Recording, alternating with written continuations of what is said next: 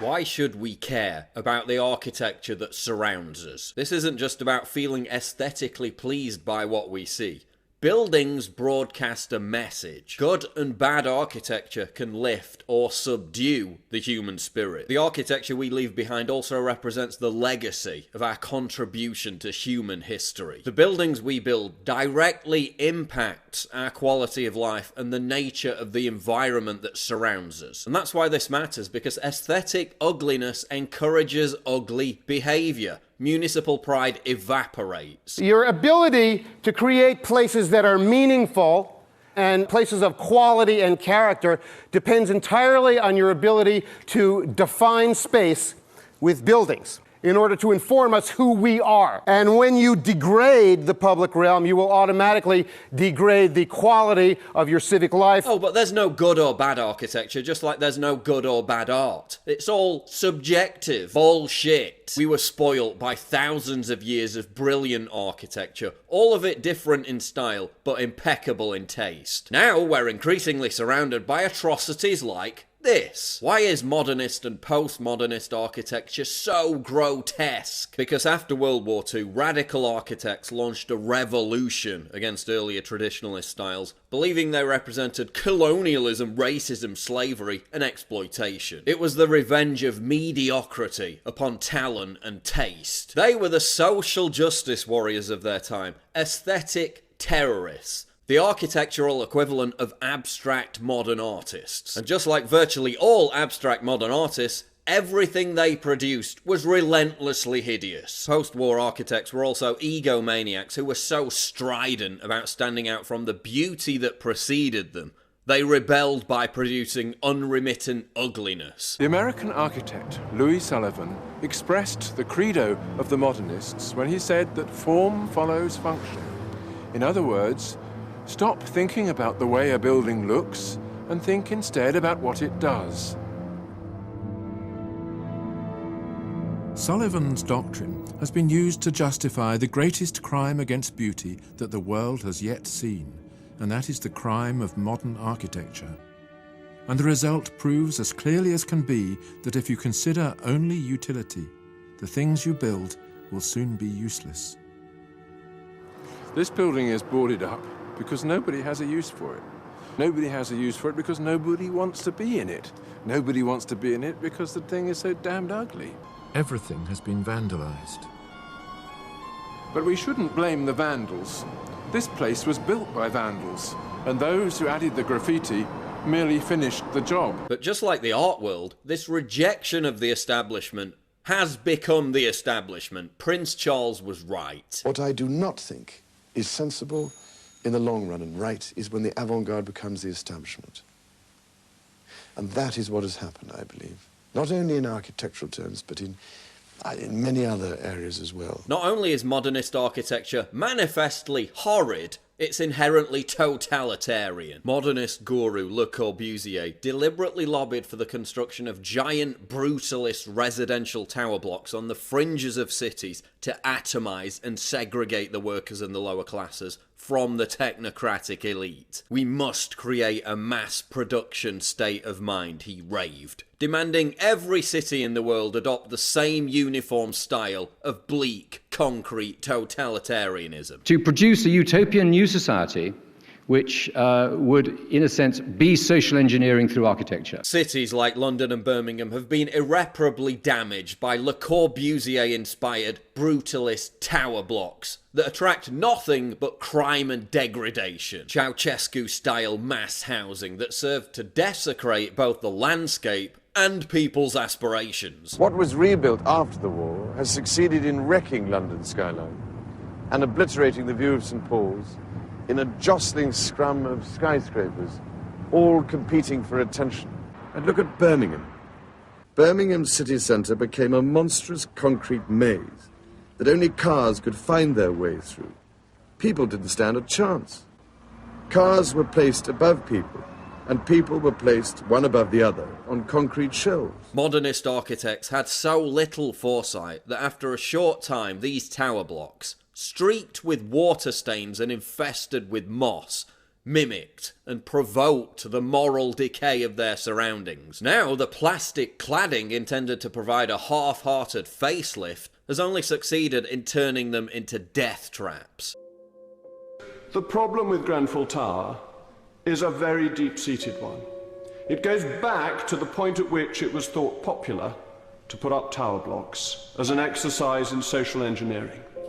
There are opinion surveys going back to the 1940s, and when people are asked what type of property they want to live in, 80% say houses, 2 or 3% say tower blocks. What, Mr. Speaker, did the politicians and the bureaucrats give to the people so that there are 4,000 of them now blighting our landscape? We gave them tower blocks, which they did not want.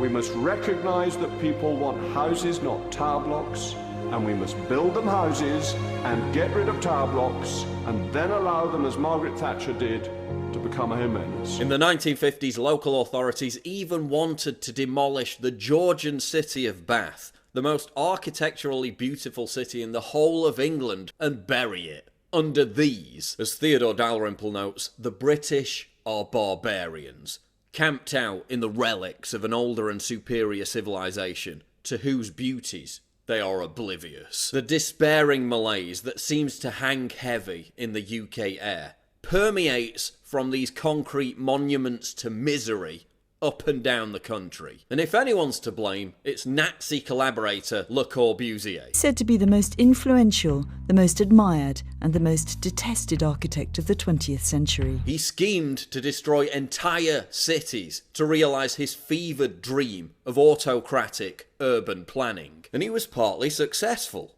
Everywhere you go in London, these hulking monoliths impose their repulsiveness, ruining the harmony of entire townscapes, ghettoising the environment, forcing people to live in concrete ant heaps. Queen Square in Old Trafford.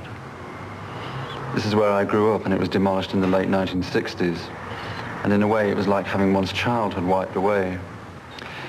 In Queen Square, my grandmother occupied the 4th house. We occupied the 5th house, and the 6th house was occupied by my mother's sister and her family. So it was a very strong community, and it was very tight, very solid, and it was also quite happy.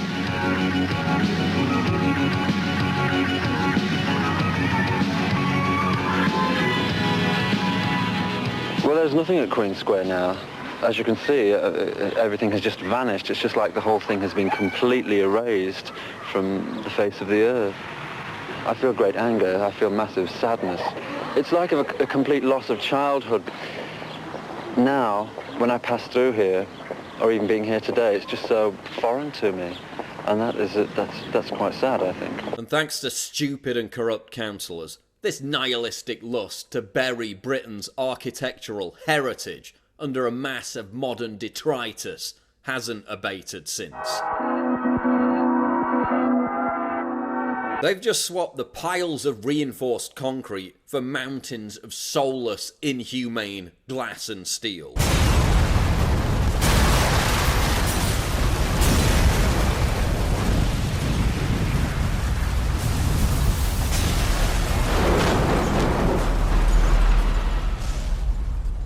When the public began to react against the brutal concrete style of the 1960s, architects simply replaced it with a new kind of junk. Glass walls hung on steel frames with absurd details that don't match. The result is another kind of failure to fit, and is there simply to be demolished. The Shard in London. A glassy vulgarity that wouldn't look out of place in Dubai. Pretty appropriate given that Gulf Arab money now owns half of England's capital city. Another reminder that gigantism has superseded elegance and intricacy. Another homage to nothing more than architect Renzo Piano's ego. Whose idea was it to let the designer of this eyesore deface London's already scarred skyline? Here's another of Piano's atrocities, the Whitney Museum. A modern art gallery. A 422 million abortion of a building that looks more like a secret police torture chamber than an art gallery. But hey, at least they provided diving boards for its visually traumatized inhabitants to commit suicide. Look at this grim intruder onto the otherwise majestic skyline of Paris. Tour Montparnasse. Authorities must have realised the hideous mistake when they banned buildings over 7 stories tall just 2 years after its completion. But the damage was already done. It combines size and inescapability with banality, writes Dalrymple. I cannot see it without feeling a surge of anger. The best view of Paris is from the top of Montparnasse. Because Montparnasse can't be seen. The Kunsthaus Graz in Austria. And of course it's a modern art museum. Looks like a malevolent alien spaceship has just landed and its inhabitants are about to incinerate the population, War of the Worlds style. Look at this monstrosity. The University of Engineering and Technology in Peru. Listen to how one of the architects describes it. We're interested in weight. For us, the enjoyment of architecture is the sense of weight being borne down or supported, the feeling of moving with the forces of gravity. It's a very primal need. Total nonsense. You don't look at the Taj Mahal and think of the sense of weight being borne down. That's just pretentious obscurantism to disguise the fact that the building is ghastly. Look at this time lapse of Birmingham. Majestic, stirring buildings, heartlessly razed to make way for a library that looked more like a place to burn books than to keep them. The new library was demolished a couple of years ago, then replaced with this, which could be considered even worse. Look at the callous abomination which is Boston City Hall. A public place so dismal that the winos don't even want to go there. There's not enough Prozac in the world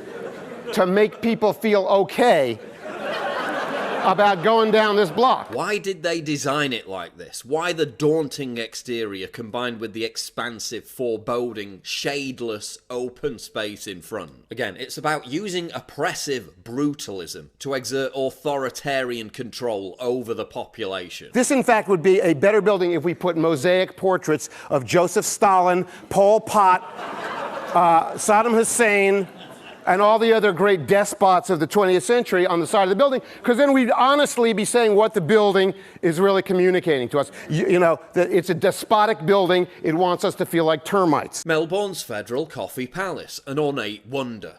Demolished and replaced with a bland office tower. The most shocking thing about all this is that the appetite for modernist monstrosities in architecture only seems to be increasing. Le Corbusier isn't reviled, he's worshipped by other architects. A 2009 poll showed that the public preferred traditional architecture to modernist architecture. But more recently, attitudes seem to be changing. People queued up around the block to sign contracts to live in this deformed black box in Washington, D.C. Living spaces are getting smaller as the population becomes more atomized and isolated. Coffin apartments or micro apartments are taking over major city centers. Similar to how they rewired our brains to enjoy dumbed down, repetitive pop music. We've been indoctrinated into believing that vulgar is cool. In smaller cities and suburbs, instead of mixed-use environments, everything is segregated. The tyranny of zoning has created austere pockets of hopelessness, separated by vast, soulless highways. This mechanically crushes any prospect of community or municipal dignity. And we can't overestimate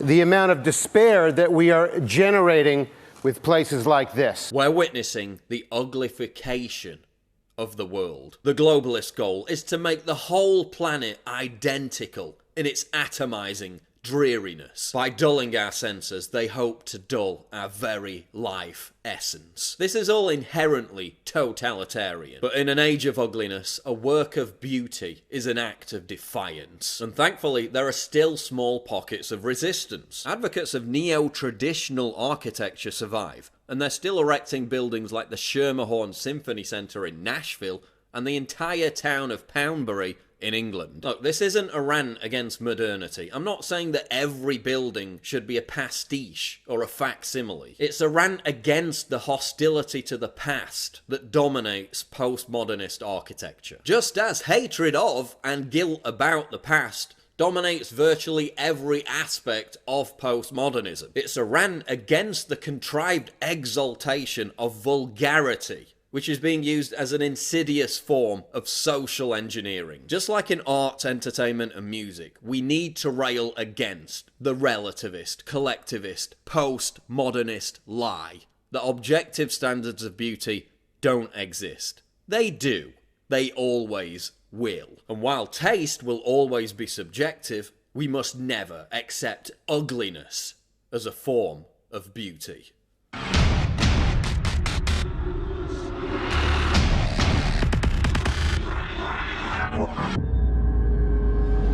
What could be more triggering to libtards than my face and this slogan? Get your new premium quality "Conservatism is the new counterculture" t-shirt right now at InfoWarsStore.com and let the butthurt commence.